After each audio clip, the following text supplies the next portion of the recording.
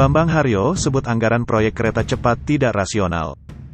Jakarta, anggota Dewan Pakar Partai Gerindra, Bambang Haryo Soekartono, menilai anggaran proyek kereta cepat Jakarta-Bandung tidak rasional, lantaran mengalami pembengkakan biaya sebesar 2 miliar US dollar dari 6,07 miliar US dollar, sehingga biaya total menjadi 8 miliar US dollar atau setara dengan 114 triliun rupiah. Ini merupakan pembengkakan biaya fantastis, karena nilai penawaran awal dari China sebesar 5,55 miliar US dollar, bila jumlah total biaya 8 miliar US dollar maka, terjadi kenaikan sekitar 2,5 miliar US dollar atau terjadi kenaikan 40% lebih.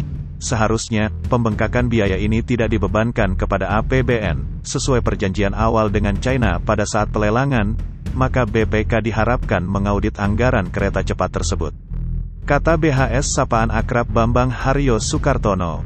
Dikatakan, anggota DPR RI periode tahun 2014 sampai tahun 2019 ini, pembengkakan biaya yang begitu besar yakni senilai 2 miliar US dollar akan sangat membebani masyarakat, karena investasinya sebagian besar menggunakan uang rakyat, APBN, sekaligus masyarakat akan kesulitan untuk mendapatkan tarif murah bila menggunakan kereta cepat Jakarta Bandung, maka transportasi ini akan menjadi tidak ekonomis yang akhirnya tidak diminati oleh masyarakat.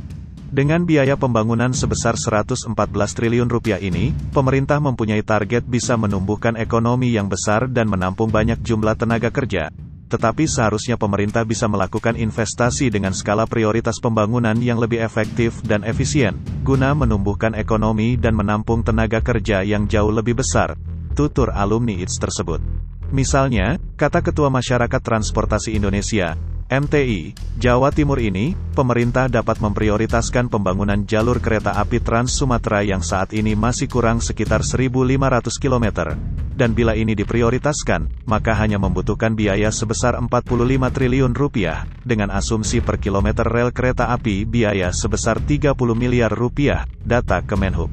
Rel kereta api tersebut, sambung BHS, bisa dimanfaatkan oleh masyarakat untuk mengangkut penumpang dan logistik untuk antisipasi penduduk sekitar 60 juta dan komoditas logistik yang saat ini sangat melimpah akibat kesulitan mendapatkan transportasi dan banyaknya prasarana jalan yang mengalami kerusakan parah. Di wilayah Sumatera, mulai dari ujung selatan ke utara dan sebaliknya. Sehingga dengan adanya rel kereta Trans Sumatera tersebut, maka akan terjadi pemerataan pembangunan dan pertumbuhan ekonomi yang ada di Indonesia.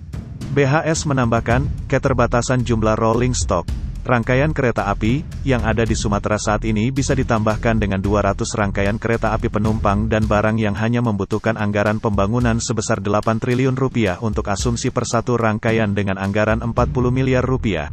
Dan ini mengakibatkan kenaikan hampir 3 kali lipat dari jumlah rangkaian kereta api yang ada di Sumatera saat ini.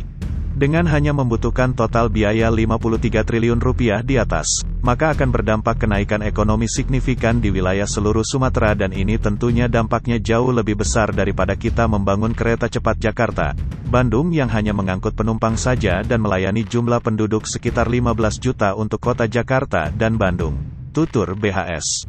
Ketua Dewan Penasehat Gerindra Jawa Timur ini menuturkan, pemerintah perlu mempertimbangkan skala prioritas pembangunan yang lebih efektif dan efisien, untuk menumbuhkan ekonomi dan serapan tenaga kerja yang jauh lebih besar serta dampak pemerataan pertumbuhan ekonomi di wilayah seluruh Indonesia.